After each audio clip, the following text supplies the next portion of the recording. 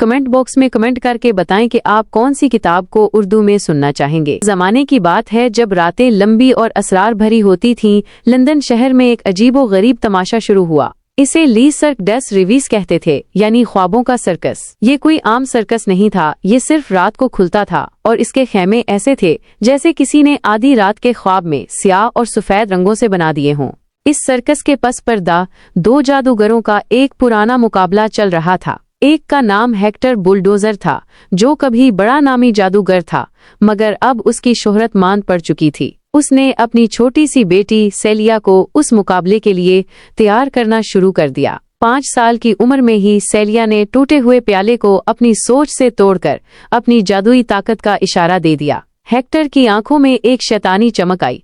वो इसे अपने हरीफ अलेक्जेंडर पर फतह पाने का जरिया समझने लगा। उसने सेलिया की नन्ही उंगलियों को जख्मी करके एक जादुई अंगूठी से बांध दिया, उसे इस मुकाबले की जंजीरों में जकड़ दिया। दूसरी तरफ अलेक्जेंडर नामी एक पुरअसरार शख्स था, जो हमेशा सरमई रंग के सूट में मलबूस रहता था। उसने एक यतीम खाने से 9 साला मार्कू को चुना। मार्कू में चीजों को खास नमूनों में तरतीब देने की फितरी सलाहियत थी, जो जादू की एक अलामती जुबान थी। अलेक्जेंडर ने मार्कू को एक बंद घर में कैद कर दिया, जहां वो कदीम तहरीरों और तिलिस्मात की किताबों के साथ तन्हा बड़ा हुआ। उसकी तरबियत सेलिया के बरअक्स दिमाग और याददाश्त पर जोर देती थी। साल गुजरते गए और 13 अक्टूबर 1886 की एक तारीख रात को ख्वाबों का सर्कस खुला। इसके स्याह और सफेद खेमे एक अनजाने फूल की तरह मैदान में फैल गए। लोग हैरत से देख रहे थे जब बाजीगर हवा में करतब दिखा रहे थे और चंद्रेश नामी एक पुरजोश शख्स ने अलाव रोशन किया। फिर सेलिया आई, एक शोबदाबाज के रूप में। उसने एक परिंदे को शोलों में बदल दिया और फिर वापस परिंदा बना दिया। उसका जादू ऐसा था जैसे आंख झपकने में हो गया। दूर लंदन में बैठा मार्को एक जादुई प्याले से ये सब देख रहा था और अनजाने में उसने भी अपनी छाप सर्कस पर छोड़ दी, एक ख्वाहिश का दरख्त जिस पर लोग अपनी ख्वाहिशात लिखकर जलाते थे। अभी दोनों नहीं जानते थे कि वो एक दूसरे के मुकाबिल हैं। इसी रात एक जोड़े के यहाँ पोपट और वजट नामी जुड़वा बच्चे पैदा हुए और जैसे ही वो दुनिया में आए, एक जोरदार तूफान आया। गोया कुदरत भी इस जादुई सर्कस के आगाज पर हैरान थी। अब सर्कस दुनिया भर में फैलने लगा और सेलिया और मार्को, जो अनजाने हरीफ थे, एक दूसरे की तरफ खींचने लगे। उनकी दुश्मनी एक ऐसे रक्स में बदल गई जिसमें वो एक दूसरे के बनाए हुए जादू की तारीफ करते थे। एक रात सर्कस की सालगिरह की एक पार्टी में वो पहली बार आमने सामने मिले। मार्को ने चंद्रेश का असिस्टेंट बनकर सेलिया से बात की और एतराफ किया कि क्लाउड मेज जैसा हैरत अंगेज खेमा उसने बनाया है। सेलिया ने जवाब में अपना आइस गार्डन दिखाया और बताया कि इसका जादू ही इसे कायम रखे हुए है। उनकी बातों में खिंचाव भी था और एक हल्की सी कशिश भी, लेकिन हेक्टर की भूत जैसी आवाज सेलिया के कानों में गूंजती रही, उसे याद दिलाती रही कि उसे जीतना है। वो जुदा हुए, दोनों एक अजीब सी बेचैनी और दिलचस्पी में गिरफ्तार।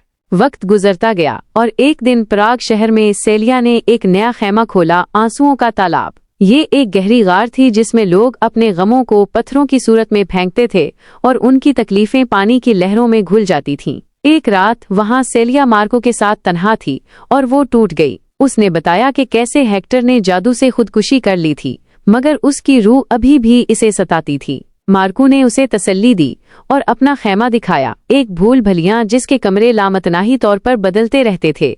ये इसकी तरफ से सेलिया के लिए एक तोहफा था। इस रात उन्होंने एक दूसरे को बोसा दिया और हरीफों और आशिकों के दरमियान की हद धुंधली पड़ गई।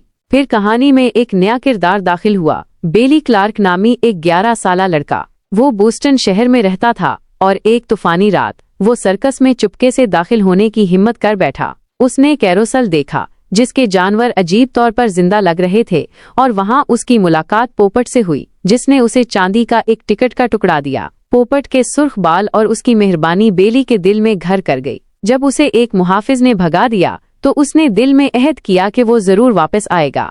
इधर लंदन में एक रात सेलिया चुपके से मार्को के फ्लैट में दाखिल हुई और उसे अपनी सर्कस की तख्लीकात और उनके मुश्तरका बंधन के बारे में लिखी हुई जराइद मिले। जब मार्को आया तो उनकी बहस हुई और फिर वो एक दूसरे के गले लग गए। इन्हें एहसास हुआ कि इस मुकाबले का अंजाम किसी एक की मौत या मुकम्मल खात्मा है। मार्को ने तजवीज़ दी कि वो सर्कस के जादू को इस्तेमाल करके अपने असातिज़ा की तकदीर को बदल दें, लेकिन सेलिया को इसकी कीमत का खौफ था। इसी लम्हे बाहर एक दरख्त मुख्तसर तौर पर चमका, जो उनकी मुश्तरका ताकत का एक कमजोर सा इशारा था।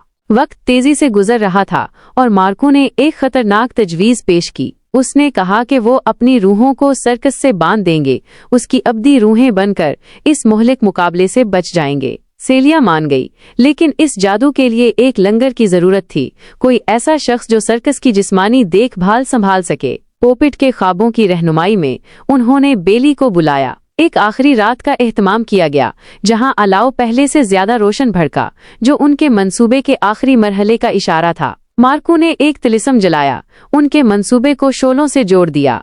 बेली, पोपिट और वजट की रहनुमाई में भूल भलियां वाले खेमे में दाखिल हुआ। वहां सीलिया और मार्को भूत की तरह नमूदार हुए और उसे बताया कि इसे अलाव की आग से एक मोमबत्ती रोशन करनी है और सर्कस का दावीज करना है। बेली ने ऐसा ही किया और इसी लम्हे सेलिया और मार्को के जिस्म रोशनी में तहलील हो गए, सर्कस के खैमों में जम हो गए। सर्कस मुस्तहकम हो गया, उसका जादू अब नरम था, लेकिन हमेशा के लिए कायम रहने वाला। बेली ने इनकी मौजूदगी को महसूस किया, जैसे वो अब भी वहीं हों।